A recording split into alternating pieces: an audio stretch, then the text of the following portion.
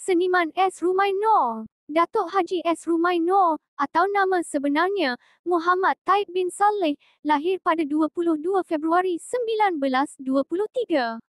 Beliau merupakan seorang mekanik, gerila, kerani, penulis, pelakon dan pengarah yang berasal dari Kampung Tengah, Temeloh, Pahang. Beliau mendapat pendidikan awal di Sekolah Melayu Temeloh, diikuti Sekolah Inggeris Sulaiman Bentong Pahang sehingga ke peringkat junior Cambridge. Semasa Perang Dunia Kedua, beliau pergi ke Singapura dan menetap di rumah bapa saudaranya iaitu penulis yang terkenal, Ishak Haji Muhammad atau Pak Syukur. Beliau kemudian bekerja sebagai mekanik dengan tentera Jepun di Pulau Belakang Mati, Singapura sebelum menjadi kaki tangan perubatan dengan tentera sukarela British yang menentang tentera bersekutu. Ketika menjadi tentera sukarelawan Jepun, Rumai Noor melalui pelbagai pengalaman menarik. Suatu ketika kapal yang dinaikinya dibedil tentera bersekutu, lalu hanyut di tengah laut. Takdir penentu segala-galanya apabila beliau diselamatkan tentera Jepun, lalu dibawa ke Bali. Dari Bali, beliau dibawa ke Pulau Sumbawa. Ketika di sana, beliau diberi nama Rumai, bermakna tengku menurut panggilan daerah. Apabila Jepun kalah, Rumai Noor diambil tentera bersekutu dan dihantar ke Australia. Beliau kembali ke kampung halamannya di Temeloh, Pahang pada tahun 1946 setelah Jepun kalah dengan tentera bersekutu. Kepulangan beliau itu telah menyebabkan keluarga terdekat beliau merasa terkejut kerana pada sangkaan mereka, beliau telah meninggal dunia semasa pendudukan Jepun. Rumai Noor kemudian berjinak-jinak dalam politik dengan menyertai Pertubuhan Melayu Pahang. Apabila Pertubuhan Kebangsaan Melayu Malaya diwujudkan, Rumai menyertainya melalui Angkatan Pemuda Insaf yang berjuang menentang penjajahan. Apabila API diharamkan oleh Inggeris pada 1947, beliau membawa diri ke Kuala Lumpur dan bekerja sebagai kerani di Keretapi Tanah Melayu selama sebulan. Pertemuan dengan Pak Samad menukar sejarah hidupnya. Pak Samad memberitahu Shaw Brothers mencari bakat baru dalam bidang seni. Nasib Rumai Noor cerah. Beliau diterima bekerja di studio itu dan berpeluang mempelajari pelbagai tugas, termasuk menjadi budak kontinuiti serta orang suruhan pengarah.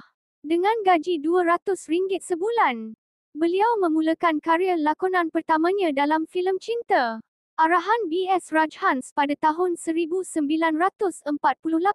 Filem arahannya yang pertama ialah filem Adam pada tahun 1956. Sepanjang kerjayanya, beliau menggunakan pendekatan bahawa media dan wartawan Melayulah yang diharap untuk mendekati dan mendaulatkan dunia filem Melayu, dan dengan itu, karyawan filem jangan terlalu sensitif dengan kritikan serta menjadikan wartawan Melayu sebagai musuh. Beliau pernah bekerjasama dengan Ho Ah Lok dalam penubuhan produksi Cathay Keris. Akibat daripada itu, beliau telah dihalang untuk berlakon selama 3 tahun apabila Shaw Brothers berjaya mendapat perintah mahkamah menghalangnya muncul sebagai seorang pelakon. Perkara ini disebabkan tindakan beliau menubuhkan syarikat Cathay Keris yang diketuai oleh bangsa Melayu. Ketika menghadiri Pesta Filem Asia di Taiwan pada tahun 1964, pesawat yang membawa delegasi Malaya telah terlibat dalam nahas udara. Walau bagaimanapun, beliau, M. Amin, Rosyatima, Umi Kalthem dan Latifah Omar dilaporkan terselamat. Tetapi, nahas tersebut telah mengorbankan Lok Wan Tu serta 53 penumpang yang lain, mungkin sudah nasib mereka ditakdirkan hidup. Setelah industri perfilman Melayu di Singapura menampakkan kemerosotan, James Shamsuddin telah mempelawa beliau membintangi filem arahan pertamanya di Studio Merdeka iaitu filem Bukan Salah Ibu Mengandung, yang turut menampilkan P. Ramlee, Umi Kalthem, Sarimah, Sharifah Hanim dan Ed Osmara. Sejak itu, beliau dan isterinya Umi Kalthem kerap membintangi filem-filem arahan James. Filem terakhir S. Rumai Noor Ialah Sumpahan Mahsuri yang ditayangkan pada tahun 1989 dan selepas itu beliau menumpukan perhatian dalam lakonan untuk drama di kaca televisyen. S. Rumaino mendirikan rumah tangga bersama seniwati siput Sarawak yang dikenalinya semasa berlakon dalam filem cinta. Dan dikurniakan cahaya mata yang dinamakan Isnaini atau lebih dikenali sebagai Anita Sarawak. Namun, perkahwinan mereka berakhir dengan penceraian. Pada tahun 1956, beliau berkenalan pula dengan seniwati Umi Kalthem. Semasa berkhidmat di studio Cathay Keris, hingga membawa kepada perkahwinan mereka. Hasil perkongsian dengan Umi Kalthem, Rumaino mendapat 6 anak, iaitu Nur Salasawati, Nur Kumalasari, Sonadi Nur, Nur Latif, Nur Jumaatun, dan Nur Mukmin.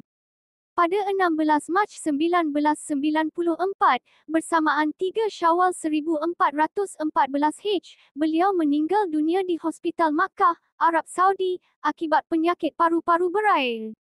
Ketika beliau sedang menunaikan umrah, sempena musim perayaan Hari Raya Aidilfitri, bersama isterinya, Umi Kalthem.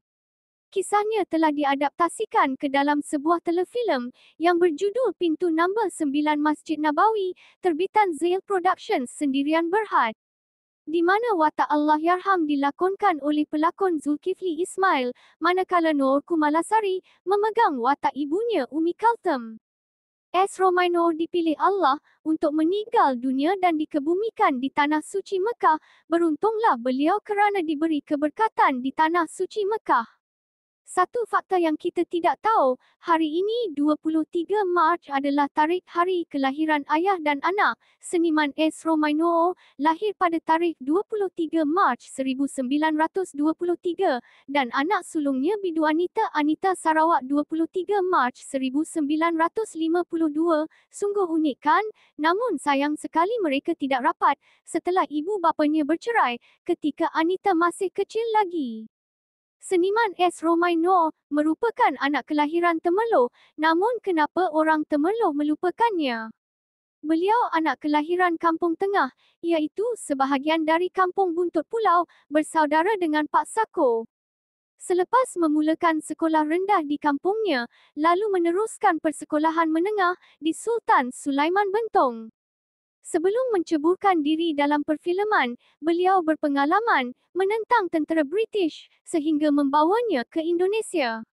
Beliau pernah menyertai PETA dengan pangkat Kapten. Beliau kemudiannya kembali semula ke kampungnya.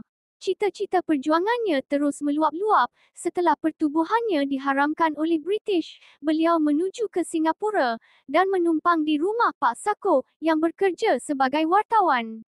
Melalui A. Samad Ismail, rakan Pak Sako, beliau dikenalkan di dunia perfilman. Mula bekerja dengan Shaw Brothers, kemudian beralih ke Cathay Keris, filem negara Malaysia, sebelum menubuhkan syarikat sendiri Umi Film. Beliau telah pernah berlakon dalam 120 buah filem.